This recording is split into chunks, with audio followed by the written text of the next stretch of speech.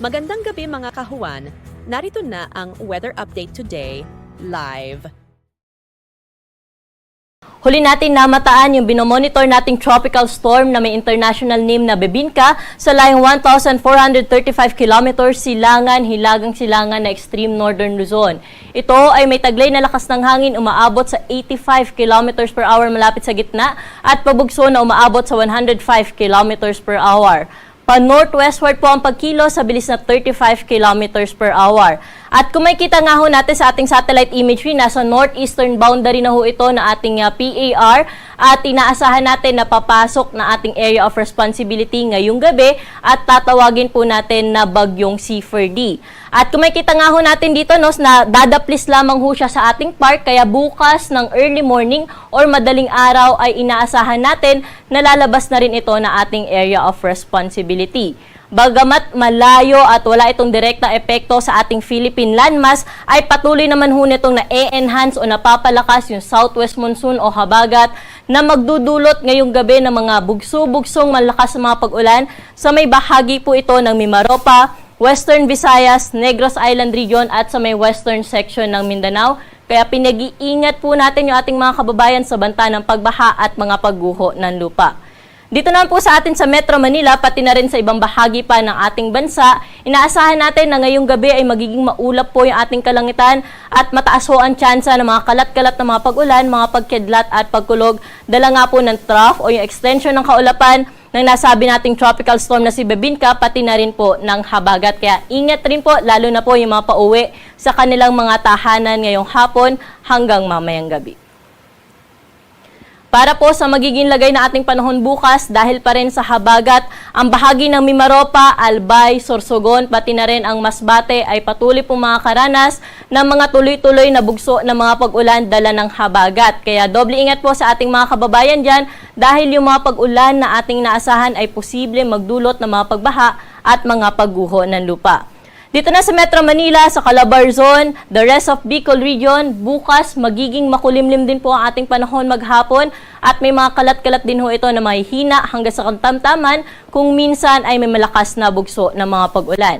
Samantala sa bahagi ng Cagayan Valley, pati na rin dito sa may Zambales, Bataan area, yung extension o yung trough na nasabi nating bagyong si Bebinka o magiging si Ferdy, yung posible po magdulot ng mga light to moderate with at times heavy rains po dyan bukas, kaya doble ingat din po sa ating mga kababayan. Pero sa Ilocos Region, Cordillera Administrative Region, pati na rin po sa may extreme northern Luzon, maaliwala sa panahon naman po yung ating naasahan bukas, maliban sa mga tsansa ng thunderstorms sa hapon at sa gabi. Temperatura po natin bukas sa Metro Manila, 26 to 30 degrees Celsius, Baguio City, 17 to 21 degrees. Sa Lawag naman, may kainitan pa rin sa 32 degrees na temperatura sa hapon. Samantalang sa Tuguegarao, dahil nga maulan po bukas, 26 to 31 degrees lamang yung agwat ng temperatura. Sa may Legazpi ay 25 to 29 degrees Celsius at sa bahagi ng Tagaytay ay 24 to 31 degrees Celsius. Sa bahagi naman po ng Puerto Princesa at sa may Kalayaan Island, sa abot sa 25 to 30 degrees Celsius ang agwat ng temperatura. Sa mga kababayan naman ho natin, particular na dito sa may bahagi ng Western Visayas, Negros Island region, ay makakaranas pa rin po sila bukas ng monsoon rains. Ito po yung tuloy-tuloy na bugso ng mga pag-ulan dala ng southwest monsoon o habagat. Kaya ingat po sa ating mga kababayan dahil yung mga pag-ulan na ating naasahan ay posible nga ho magdulot ng mga pagbaha at mga pagguho ng lupa. Ganon din dito po sa bahagi ng Central, Eastern Visayas at sa buong bahagi ng Mindanao na kung saan maghapong maulap na kalangitan po yung ating naasahan dyan bukas at may kalat-kalat na mga pag-ulan, mga pagkidlat at pagkulog. Temperatura natin bukas sa Iloilo, Cebu at sa Tacloban ay 25 to 31 degrees Celsius. Sa Cagayan de Oro, 25 to 30 degrees Celsius. Samantala sa Metro Davao, 25 to 32 degrees at sa may Zamboanga ay 25 to 31 degrees Celsius. Dumako naman po tayo sa kalagayan ng ating baybaying dagat.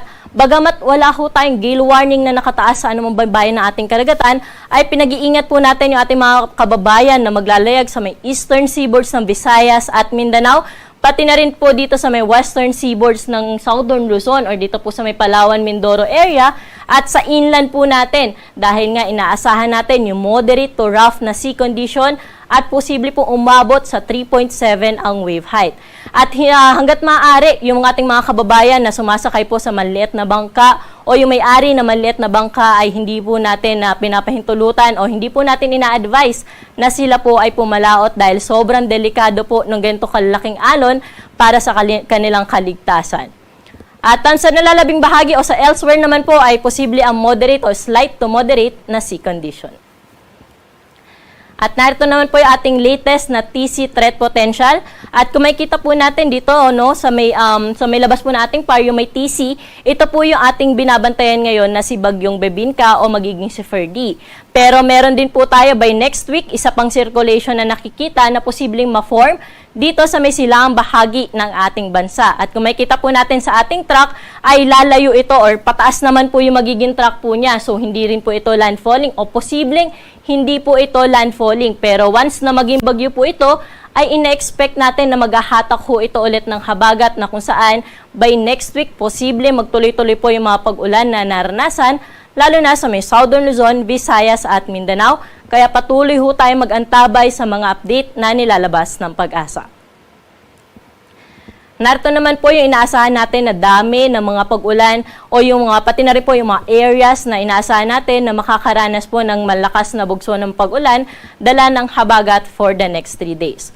So ngayong araw hanggang bukas po ng hapon, itong bahagi po ng Mimaropa, Western Visayas, Sorsogon at Negros Occidental ay makakaranas ng heavy to intense na mga pag-ulan o malalakas na bugso ng pag-ulan po dala ng habagat. Samantalang moderate to heavy rains ngayong gabi hanggang bukas sa may Zambales, Bataan, Metro Manila, Calabarzon, the rest of Bicol Region, the rest of Visayas, Misamis Occidental, Zamboanga del Norte, Lanao del Norte, Lanao del Sur, Maguindanao, Sultan Kudarat at Sarangani. Samantalang bukas ng hapon hanggang linggo ng hapon, malalakas o heavy to intense na mga pag-ulan pa rin, 100 to 200 millimeters of rainfall po ang inaasahan natin sa may Mimaropa, Aklan, Antique at Negros Occidental. Moderate to heavy rains pa rin po sa may Bicol Region, the rest of Negros Island Region, and the rest of Western Visayas. Pagdating naman ho ng linggo ng hapon hanggang Lunes ng hapon, ang bahagi ng Occidental Mindoro, northern portion ng Palawan, Aklan at Antique ay patuloy na makakaranas ng heavy to intense na mga pag-ulan. At may mga moderate to heavy rains din po tayo naasahan sa may southern portion ng Quezon, the rest of Mimaropa, Camarines Sur, Catanduanes, Albay, Sorsogon, Masbate, Negros Occidental at sa nalalabing bahagi pa ng Western Visayas. Sa mga areas po na aking nabanggit ay pinag-iingat at pinaghahanda ho natin yung ating mga kababayan dahil may kalakasan at posibleng sunod-sunod po itong araw na may pag-ulan po tayong maranasan na kung saan ay posible ho itong magdulot ng mga pagbaha at mga pagguho ng lupa. Kaya dobling pag-iingat at paghahanda po yung ating paalala sa ating mga kababayan. At ang araw po natin dito sa Kamaynilaan ay lulubog sa na 5:59 ng gabi at muli po itong sisikat bukas ng 5:45 ng umaga.